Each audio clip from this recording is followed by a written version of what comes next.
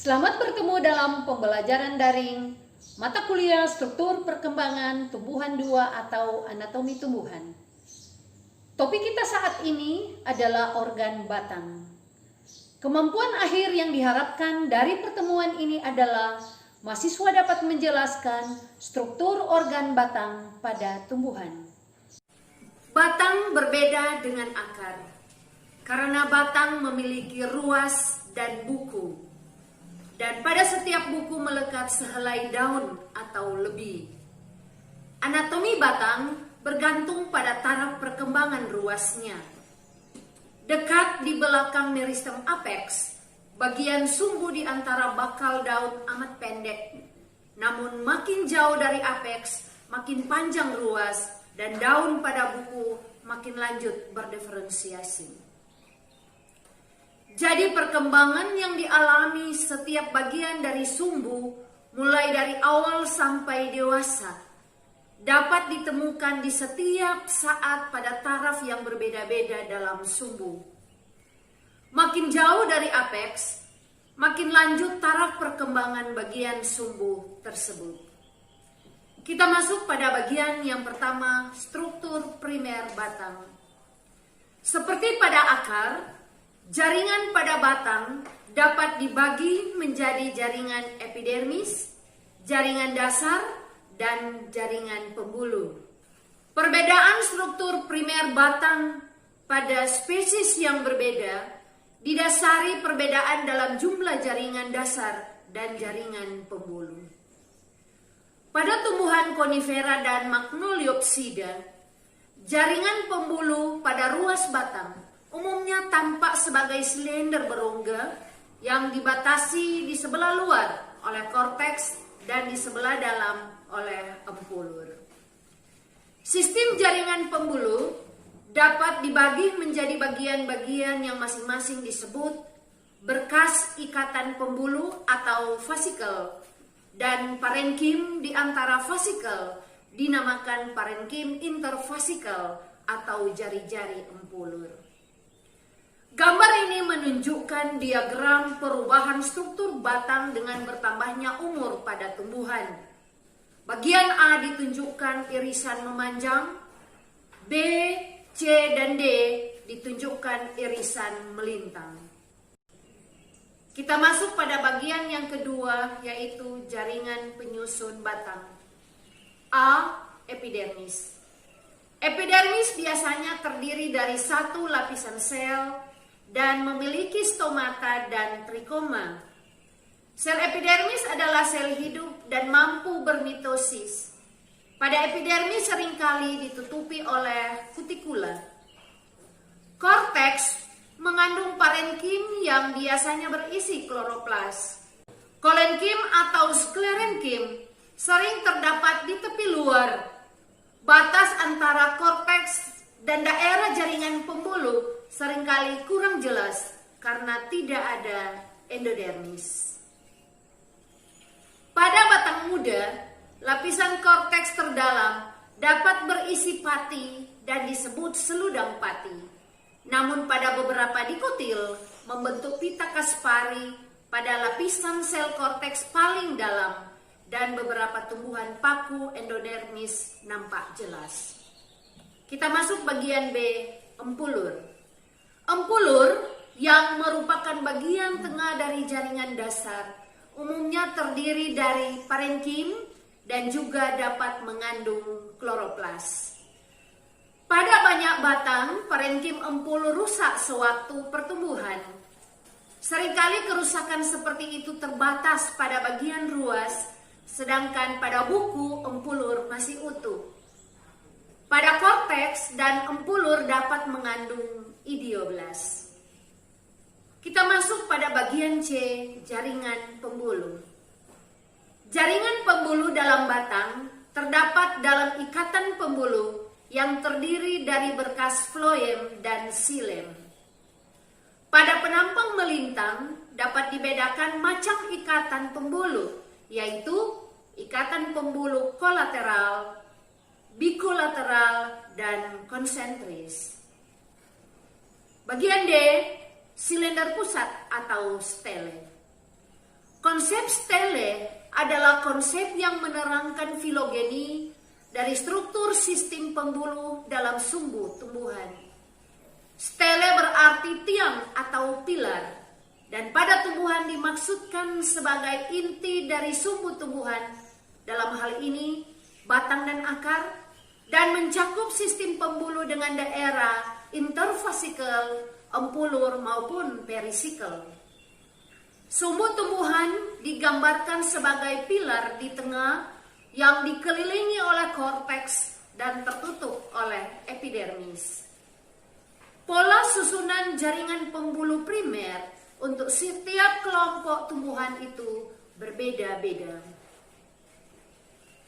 Klasifikasi stele didasarkan pada penyebaran jaringan pembuluh dan jaringan dasar pada sumbu dalam keadaan pertumbuhan primer adalah 1. Protostele. Protostele merupakan stele paling primitif dari segi filogeni. Dalam protostele ini, floem mengelilingi xilem secara seragam atau dapat tersisih pada xilem dalam bentuk berkas-berkas. Protostele misalnya terdapat pada tumbuhan paku, batang beberapa tanaman air Magnoliophyta. Stele pada akar tumbuhan berbiji digolongkan ke dalam protostele. Protostele dapat dibedakan lagi menjadi haplostele, actinostele, dan plektostele. Haplostele adalah tipe yang paling sederhana. Pada penampang lintang xilem tampak tersusun melingkar, misalnya pada tumbuhan Rhynia dan Selaginella. Actinostele yaitu xilem susunannya seperti bintang, misalnya pada Psilotum atau akar tumbuhan Magnoliopsida dan Liliopsida. Plektostele yaitu xilem terpisah oleh lempeng longitudinal, di mana yang lain bersatu dengan yang lain terpisah, misalnya pada Lycopodium. Kedua, siphonostele. Siphonostele disebut stele tabung karena jaringan pembuluh tersusun dikelilingi oleh empulur yang terdiri dari parenkim. Bila floem hanya terdapat di sebelah luar xilem, maka stele itu disebut siphonostele ektofloik. Bila floem terdapat baik di sebelah luar maupun di sebelah dalam xilem, disebut siphonostele amlifloik. Stele ini paling sering terdapat pada tumbuhan paku. Yang ketiga, dictyostele.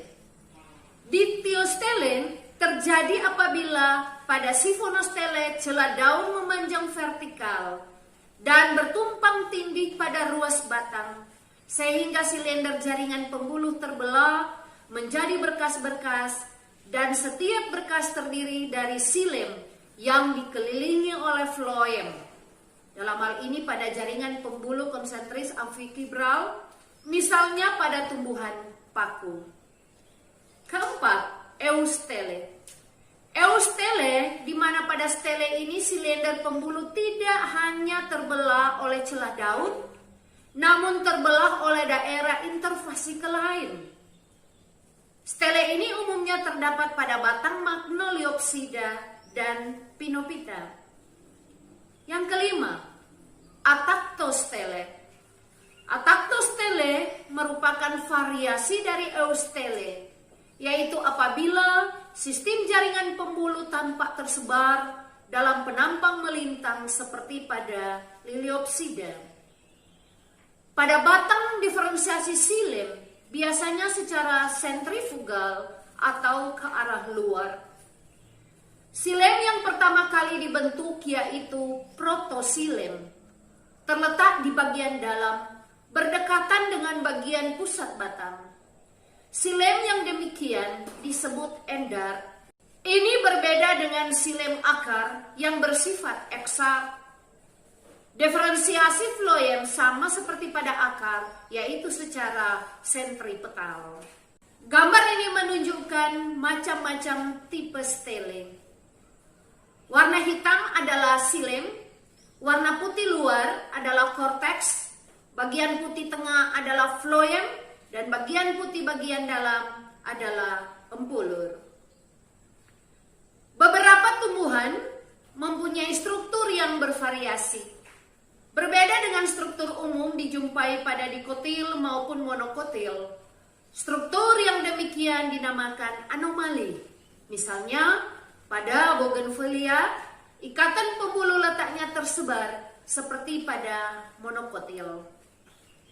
Tidak mempunyai kambium normal sebab ikatan pembuluh pada pertumbuhan primer tetap mempunyai cirinya tersendiri. Pada tumbuhan dahlia, selain lingkaran pembuluh yang normal, batang mempunyai ikatan pembuluh di bagian korteks dan di bagian medular. Pada koiks, terdapat lingkaran ikatan pembuluh yang tunggal seperti pada Magnoliopsida. Pada tumbuhan semele, ikatan pembuluh tersebar pada jaringan dasar. Ikatan-ikatan pembuluh ini seolah-olah terdapat di dalam silinder pusat. Kita masuk pada bagian yang ketiga, perkembangan struktur primer batang. Pada batang, pertumbuhan primer ditandai oleh adanya pemanjangan dan pelebaran aksis di bawah meristem apikal. Pada pucuk yang berdaun, pemanjangan terjadi terutama pada internodium atau pada ruas batang. Pada apex, daun-daun letaknya rapat sekali satu sama lain, sehingga buku dan ruas tidak merupakan daerah terpisah. Pemanjangan didasarkan pada tipe rangkaian meristem pada pertumbuhan, pembentukan rangkaian sel longitudinal pada korteks dan meristem empulur dengan adanya pembelahan transversal yang berulang-ulang. Pada tumbuhan Liliopsida, aktivitas meristem yang terdapat di bagian dasar ruas batang menyebabkan terjadinya pemanjangan ruas batang. Meristem yang menyebabkan pemanjangan ruas batang adalah meristem interkalar. Diferensiasi pembuluh terjadi pada daerah meristem interkalar, tetapi unsur pembuluh yang dewasa dipengaruhi oleh pemanjangan jaringan dasar unsur trakea dan bulu tapis mengalami kerusakan.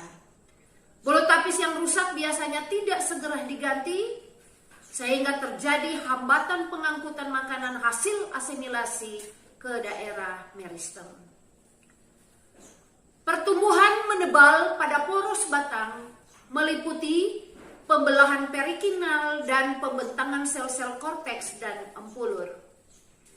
Penebalan primer secara rinci bervariasi pada tumbuhan yang berbeda. Pada batang, pertumbuhan primer mempunyai hubungan yang erat dengan aktivitas meristem apikal. Diferensiasi awal dari korteks dan empulur ditandai dengan adanya vakuolisasi. Bertambahnya vakuolisasi menyebabkan suatu zona yang memisahkan kedua bagian tersebut. Zona ini kemudian disebut meristem residual.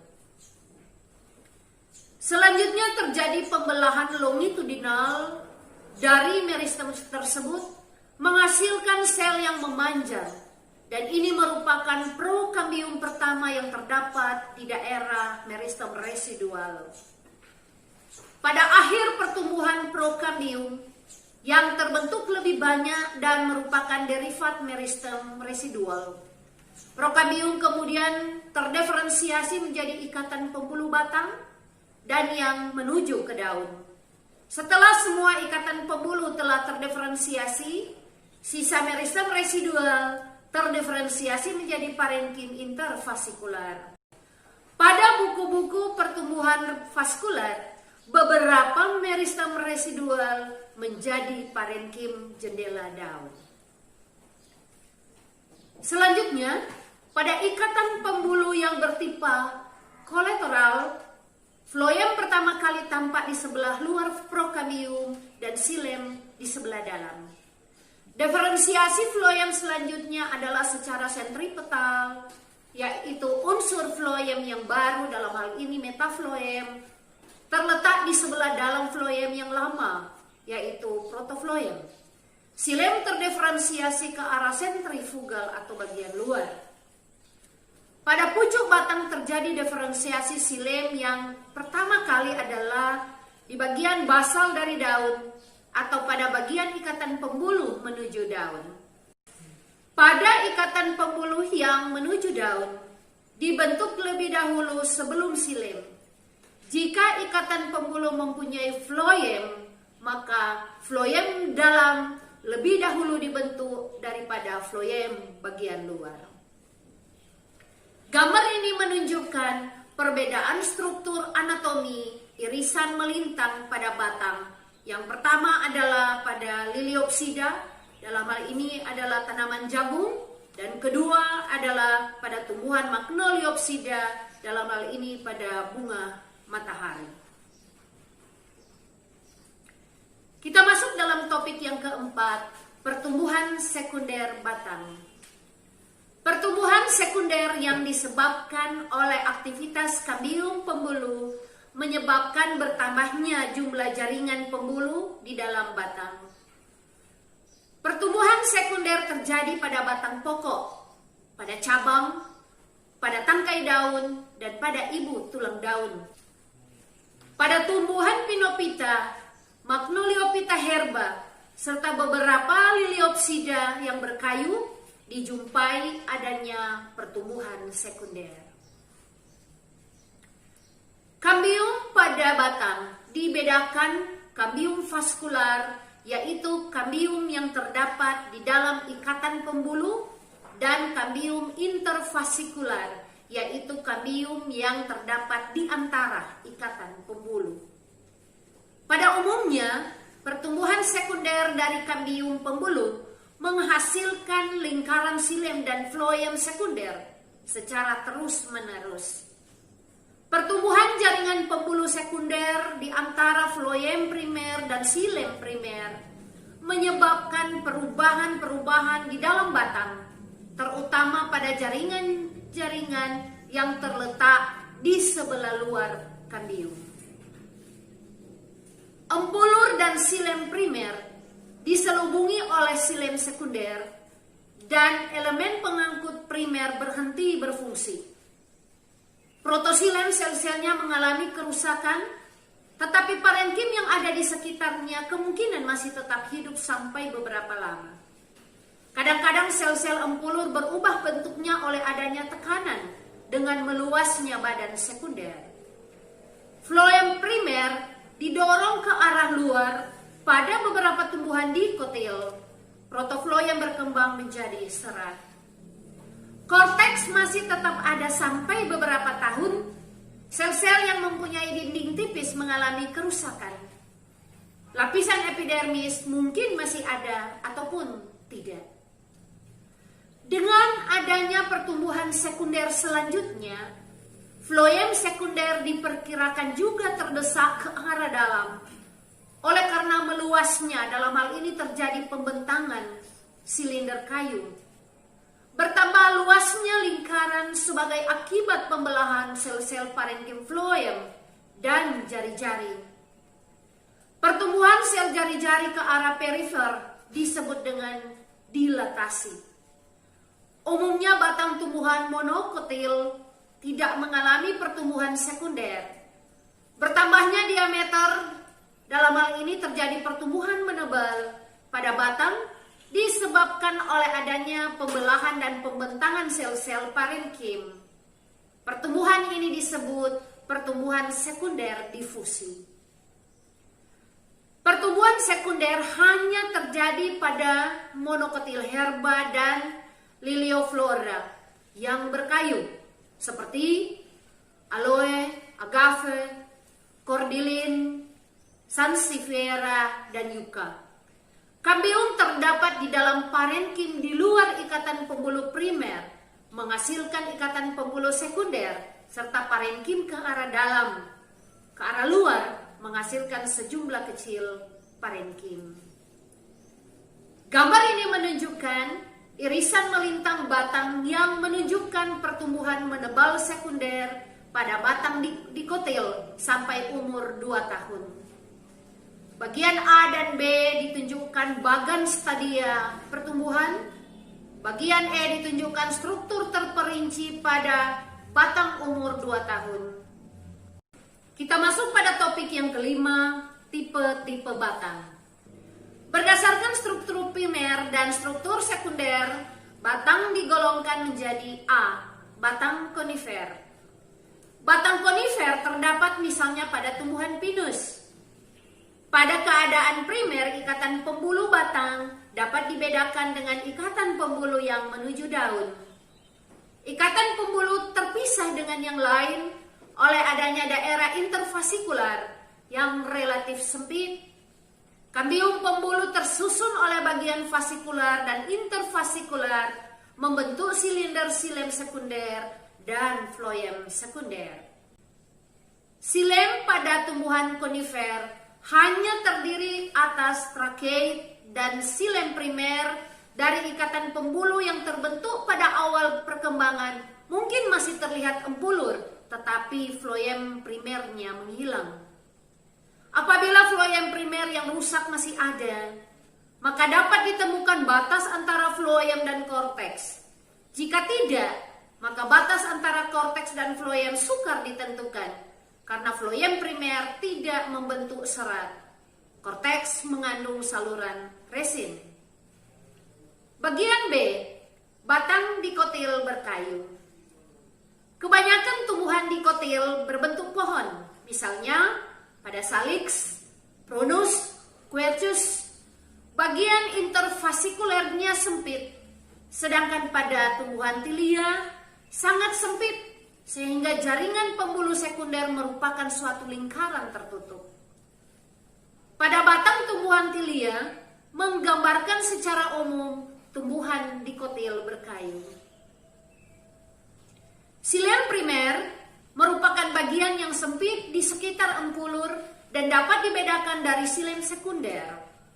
Xilem sekunder tampak lebih padat dari daerahnya yang lebih luas daripada xilem primer, tersusun oleh sistem aksial, yaitu trakea, trakeid, serat, dan parenkim xilem yang tersusun paratrakeal. Jari-jari ada yang sempit dan ada yang luas. Floem sekunder menunjukkan keadaan yang khas karena adanya dilatasi dari jari-jari dan adanya serat yang letaknya bergantian dengan lapisan sel yang terdiri atas bulu tapisan, sel pengiring, dan sel-sel parenkim. Bagian C, batang dikotil herba. Beberapa tumbuhan dikotil yang berbentuk herba mempunyai pertumbuhan sekunder yang strukturnya seperti tumbuhan berkayu, misalnya pada Hibiscus cannabinus. Pada awal pertumbuhan sekunder, lapisan epidermisnya tetap ada. Pada batang yang tua, periderm dengan lentisel muncul pada epidermis. 1 atau 2 lapisan korteks yang terdapat di bawah epidermis mengandung kloroplas. Kemudian di kedua atau 3 lapisan yang ada di sebelah dalamnya adalah kolenkim. Selanjutnya parenkim dengan sel-sel lendir serta parenkim tumbuhan. Floem primer menghasilkan serat dan letaknya berdekatan dengan korteks. Serat juga berkembang di daerah floem sekunder. Kambium pembuluh memisahkan floem dan xilem sekunder dan membentuk silinder yang kompak. Jari-jari parenkim sekunder mula-mula uniseriat, kemudian terjadi jari-jari yang bersifat multiseriat. Beberapa jari-jari mengalami dilatasi di bagian floem luar bersama dengan terjadinya penuaan pada batang. Empulur yang parenkimatis mengandung sel-sel lendir. Tepung dan kristal juga ditemukan pada empulur, korteks, jari-jari, dan parenkim aksial. Pada batang pelargonium, bagian interfasikularnya sempit, sehingga ikatan pembuluh tersusun dalam silinder pembuluh yang kompak. Pada batang Helianthus mempunyai bagian interfasikular yang lebih luas dibanding dengan Pelargonium. Pada batang Medicagum mempunyai ikatan pembuluh terpisah satu dengan yang lain oleh adanya bagian interfasikular yang relatif lebar. Bagian D, batang dikotil merambat. Pada batang dikotil merambat, jari-jarinya sangat luas sehingga badan sekunder nampak terbelah, misalnya pada tumbuhan fitis. Pada tingkat primer, sistem pembuluh terdiri atas ikatan-ikatan yang ukurannya bermacam-macam. Kambium pembuluh berasal dari jaringan fasikular dan interfasikular. Floem primer menghasilkan serat setelah fungsinya sebagai pengangkut berhenti. Serat tersusun bagian tangensial floem sekunder. Korteks tersusun atas kolenkim di bagian tepi dan parenkim. Kedua jaringan tersebut sel-selnya mengandung kloroplas. Lapisan terdalam dari korteks adalah sarung tepung. Empulur terdiri atas sel-sel parenkimatis. Bagian E, batang monokotil herba. Sistem pembuluh terdiri dari ikatan yang tersebar. Kebanyakan tumbuhan monokotil mempunyai sarung daun yang melindungi ruas-ruas batang. Ruas-ruas yang diselubungi oleh sarung daun relatif lama karena ruas-ruas batang tersebut masih melanjutkan pertumbuhan interkalarnya. Batang tumbuhan monokotil yang termodifikasi menjadi rizoma, misalnya pada gladiolus, dan pada pucuk termodifikasi menjadi bulbus, misalnya pada tumbuhan allium. Pada tumbuhan rumput-rumputan, batang terdiri atas 3 sistem jaringan, yaitu epidermis, jaringan dasar, dan jaringan pembuluh. Jaringan pembuluh tersusun dalam 2 lingkaran. Pada bagian perifer terletak ikatan pembuluh yang kecil, sedang ikatan pembuluh yang besar terletak di bagian tengah atau yang bagian lebih dalam. Misalnya pada tumbuhan Triticum, Avena, Hordeum, Sekal, dan Oryza sativa. Ikatan pembuluh yang besar mungkin tersebar di bagian tengah dan yang lain kecil tersusun rapat di bagian perifer, misalnya pada tumbuhan Sea, Saccharum, Sorghum, dan Bambusa. Ikatan pembuluh bertipe kolateral dan masing-masing dikelilingi oleh sarung sklerenkim. Pada tumbuhan rumput-rumputan yang mempunyai ikatan pembuluh dalam 2 lingkaran, di bawah epidermisnya terdapat lapisan sklerenkim. Kita masuk pada bagian 6, struktur anomali pada pertumbuhan sekunder. Pertumbuhan anomali adalah pertumbuhan yang berbeda dari pertumbuhan sekunder yang umum dan dapat terjadi pada berbagai tanaman. Misalnya kambium yang dihasilkan menunjukkan distribusi xilem dan floem yang tidak normal. Septadenia dan strychnos, floem dibentuk oleh kambium ke arah luar dan ke arah dalam. Berkas floem sekunder beranastomosis satu dengan yang lain dan menjadi terselubung di dalam xilem sekunder. Pada tumbuhan Amarantaceae dan Xenopodiaceae, deretan kambium tambahan muncul berturut-turut dari bagian tengah ke arah luar batang. Masing-masing kambium menghasilkan xilem ke arah dalam dan floem ke arah luar. Xilem dan floem membentuk ikatan terselubung dalam jaringan parenkim yang disebut dengan jaringan konjungtif. Jaringan ini berasal dari aktivitas kambium yang terdapat di antara ikatan pembuluh dan aktivitasnya menyerupai kambium interfasikular. Pertumbuhan sekunder dengan banyak kambium dijumpai pada batang bougainville. Tumbuhan ini tidak mempunyai kambium normal sehingga ikatan pembuluh primer tetap terpisah satu dengan yang lain. Suatu meristem yang terdapat di bagian luar ikatan pembuluh menghasilkan ikatan pembuluh yang baru dan jaringan yang menyerupai kambium.